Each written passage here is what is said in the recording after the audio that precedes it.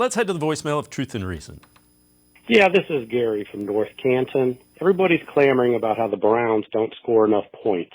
Last year, in 11 games with Jacoby Brissett, they almost averaged 24 points a game. That would put them at the top 10 in the NFL, only within 5 points per game from Kansas City, which was top at 29. I'm trying to figure out why they don't think they have enough assets on the team already. Everybody says we need to get more wide receivers. We need this.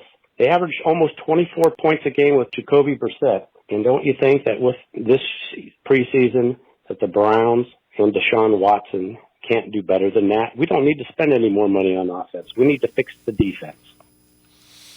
As always, appreciate all of the voicemails. Jeff, to my way of thinking, the offense is going to look drastically different. And if you're going to spend $230 million on a quarterback, you give him every weapon you can to try to score 35 a game. Oh, no question. And the thing is, I mean, if you look at some of what they were paying last year, you know, Kareem Hunt, Dearness Johnson, those two guys combined were making $9 million or whatever it was. Neither one really contributed anything. Elijah Moore makes a little bit north of $1 million. Akins, a little bit north of $2 million. Marquise Goodwin, the official numbers aren't in yet. You figure that's going to be vet minimum most likely. So most likely between those three guys, you're paying less than you were paying for Kareem Hunt and for Dearness Johnson. But look, now you can do this, and there's going to come a point where, hey, Deshaun, we're going to have to take some of that money and allocate it somewhere else, and you're going to be responsible for making up for that.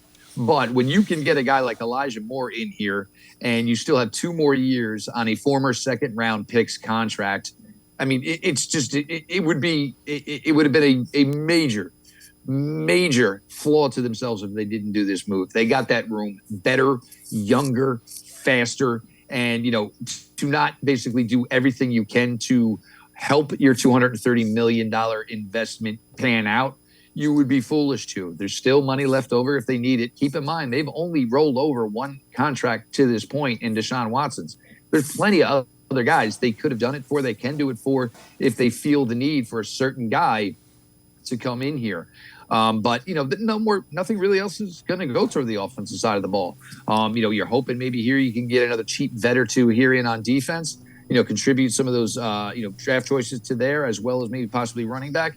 But yeah, I think offensively, I think they're done. And I think the biggest key is there were so many guys on this roster who were maybe viewed as a wide receiver 4, possibly. Now they're, you got a whole bunch of guys fighting for wide receiver 5, fighting for wide receiver 6. And to this point, none of them really have earned reps. So, whoever wins that route, if you even get the opportunity to get reps, we'll see. But between obviously Coop and Donovan Peoples-Jones and Elijah Moore and Goodwin and David Bell, that's probably going to be 98.9% of any wide receiver reps you're going to see this season.